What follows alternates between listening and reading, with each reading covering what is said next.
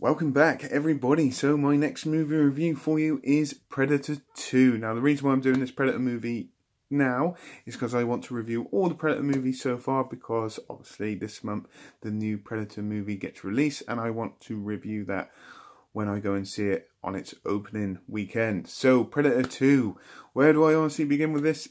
It's not quite as good as the first one, I have to admit, and I'll say that straight away from the start. But it is still a good watch. Kevin Peter Hall once again returns as the Predator. He obviously has a different mask, it's a different Predator, and he has a few more gadgets to just rip the shit out of people, to be fair. And in this one, he has a whale of a time with killing people. The body count in this one must be up in the 60s at least. I did enjoy it. Kind of had the same kind of feel as, not the same feel, I should say, kind of the same story as the first one. Only difference is that the humans are aware of the predators and are trying to track it down and hunt it, which is going to be a big mistake for them at the end of this movie.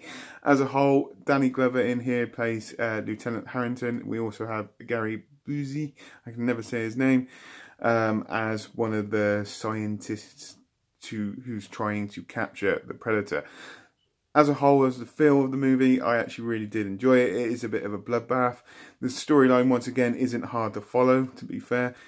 It does change halfway through the movie. The first half is about chasing drug lords, and then, obviously, Lieutenant Harrigan finds out that there is this other killer in Los Angeles, and then it turns into a hunt for the Predator. Once again, I love the way the Predator moved in this. I did love his new weaponry in here, the spear, the disc thing that just cuts through people. That's absolutely awesome. His new cannon on his shoulder. It's just, like I said, it's not as good as the first one, but I do enjoy it. It's a different setting. It's something different. But unfortunately, same with other sequels, you lose the freshness and the newness, so you kind of know that there's going to be this Predator that's just going to be invisible and killing people if you try and attack it and all that. But it was still a very good movie, and there isn't a Predator movie after these first two that's even come close to those first two, in my opinion. Even though we did get the hint of Alien vs Predator at the end of this second one, even still,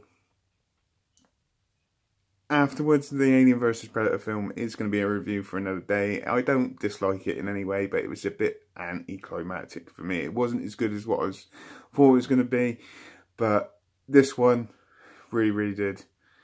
I mean, if I was to go through some bits that I like, is all the bits with the Predator in, which is in pretty much most of the film, to be fair. There's not much of this film that Predator's not in, and I did like it. It's nice to see a bit more of the Predator. Like I said, not as good as the first one, but still a very enjoyable watch. So, on that note, if you've seen this movie, please tell me what you think. If you haven't seen this movie, go and give it a watch, but always watch the first one first, so you can appreciate the first one, and then you get what I'm trying to say. So, on that note, please tell me what you think and put it in the comments down below as normal. I hope you all have a great rest of the day, whatever you're doing. Please take care and goodbye.